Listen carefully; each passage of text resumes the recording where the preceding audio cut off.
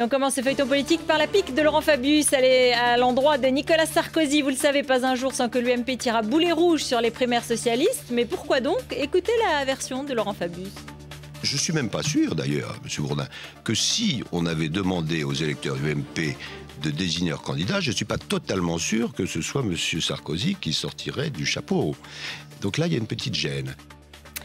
Alors Benjamin Oulassène, bonsoir.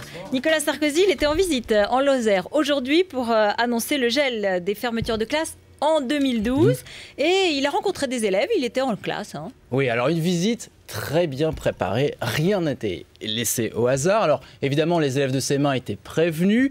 Mieux encore, en fait, dès l'avion, Nicolas Sarkozy avait un peu planché. On l'avait mis au courant que ses élèves de CM1 avaient étudié les contes de Charles Perrault, ce qui lui a permis justement de discuter littérature avec eux. D'histoire. Alors, les contes de Perrault, quel est celui que tu aimes le plus? Podane, toi c'est Podane. Moi aussi. Moi c'est Barbe Bleue. Parce que ça se termine bien. Ah oui. Monsieur.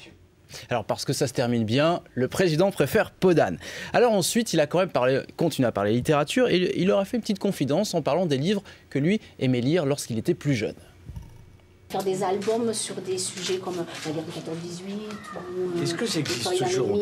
À mon époque, il y avait le clan des 5, le club des 7. Non, pas à l'école. On n'aborde plus.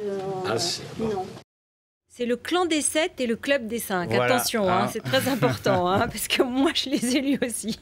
Alors ensuite, il a visité une autre classe. Et cette fois, vous allez voir, il a commis une petite bourde lors d'une lecture à haute voix de l'institutrice. Alors Sarah se met à pleurer de désespoir.